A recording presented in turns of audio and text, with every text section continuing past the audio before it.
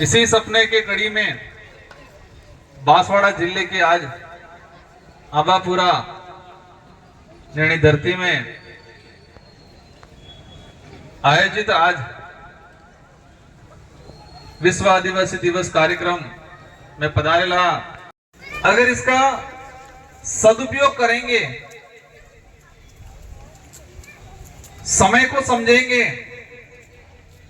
और शिक्षा के महत्व को समझेंगे तो शायद आने वाले समय में आबापुरा से, इसी धरती से व्यक्तित्व निर्माण करने के लिए एजुकेशन लेना है। अच्छा, व्यक्तित्व निर्माण करने के लिए शिक्षा लेनी है। हमारा जीवन सफल हो, नौकरी तो एक माध्यम, मतलब एक कड़ी है, उसका एक हिस्सा है। और अपने पहल बाप दादा कहता, एक कहावत थी पहल, उत्तम कृषि, मध्यम व्यापार और महीने के जुग। अभी उल्टा हो गया है। पहले क्या था? उत्तम खेती, मध्यम व्यापार और नीच नौकरी, ये कहा जाता था। आज क्या हो गया? उत्तम नौकरी, मध्यम व्यापार ने नीच खेती थी की। अगले से बार एक घेर में 5 जना कमाते तख्त हुए।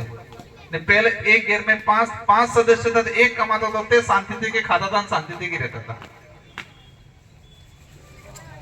आप सबने अनुभव किया होगा कि पहले घर में अगर 5 सदस्य हैं तो परिवार का मुखिया अकेला कमाने जाता था बाहर मजदूरी के लिए और परिवार पूरा खाता था। जो संघ यूएन के अंदर विभिन्न देशों के जो बुद्धिज्म, मतलब बुद्धिजीवी वर्ग था, वैज्ञानिक दृष्टिकोण वाला वर्ग था और पर्यावरणविद थे, उन्होंने विचार किया कि विश्व में आधुनिकता की होड़ लगी हुई है। किसकी होड़ लगी हुई है? आधुनिकता। मतलब बड़ा बंगला बनना चाहिए, बड़े माइनिंग होनी चाहिए, बड़ी सड़कें होनी चाहिए, बड़ी बड़ी बिल्डिंगें बननी चाहिए। तो आधुनिकता के चक्कर में पूरे विश्व का पर्यावरण असंतुलित हो गया। इतना माइनिंग, इतना हमारी प्रकृति को नुकसान पहुंचाया जा रहा था और पूरे विश्व ने मंथन किया कि शुद्ध हवा, शुद्ध पानी या प्रकृति की रक्षा या प्रकृति बची हुई है तो आदिवासी जो इलाका है या आदिवासी समाज जहां रह रहा है वहीं की सुंदरता, प्राकृतिक सुंदरता बची हुई है। ये मंथन करने के बाद ये बात निकली कि जहां आदिवासी समुदाय प्रकृति को अपना देवता मानता है, बाजार के सेठ जी कहेंगे डोंगरो तो बढ़िया है, इसके अंदर तो संगमरमर निकल सकता है, ग्रेनाइट होगा इसके अंदर तो क्वार्ट्स होगा, एम खोड़ेगा। और हमारे जनो काको कहेंगा आ डोंगरो नहीं, आप देवता है हमारा, एम करीने अगरबत्ती लेने पूजेंगा। तो विश्व के जो आधुनिकता की होड़ में लोग चले गए, उन्होंने प्रकृति को संसाधन माना और संसाधन से पैसा कमाने की होड़ लगी हुई। लेकिन आदिवासी समाज की संस्कृति परंपरा ये है कि जो प्रकृति है, नदी नाले हैं, पेड़ हैं, पौधे हैं, पहाड़ हैं, इनको अपना देवता माना, अपना पूर्वज माना। तो विश्व लेवल के सारे जो पर्यावरणविद थे, बुद्धिजीवी वर्ग थे, उन्होंने ये खोजा तो एक बात निकल के आई। क्या आई? कि विश्व की प्रकृति को बचाना है, पर्यावरण को बचाना है तो आदिवासी को बचाना होगा। और आदिवासी को बचाना है तो आदिवासी की संस्कृति, रीति रिवाज, परंपरा, ट्रेडिशनल लॉ और आदिवासी की बोली भाषा और आदिवासी को स्पेशल राइट के संरक्षण देना पड़ेगा।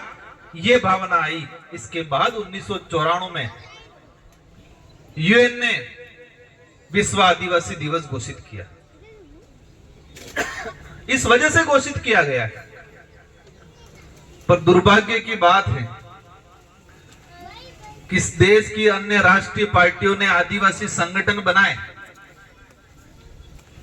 वोट लेने के लिए, है कि नहीं है? सभी राष्ट्रीय पार्टियों के अंदर आदिवासी मोर्चा है कि नहीं है? लेकिन 1994 से अभी तक इन राष्ट्रीय पार्टियों ने विश्व आदिवासी दिवस मनाने का काम नहीं किया।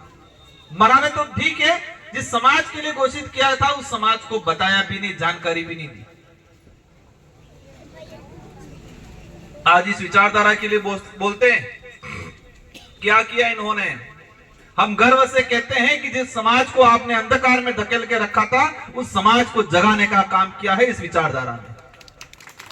जिस समाज को आपने सच्चाई से परे काल्पनिक दुनिया में धकेल के रखा था, उस समाज को वैज्ञानिक दृष्टिकोण की ओर ले जाने का काम किया इस विचारधारा ने।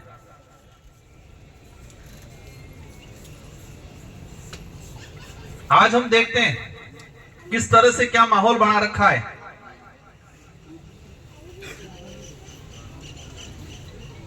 किस तरह से क्या क्या क्या झूठ परोसा जा रहा है।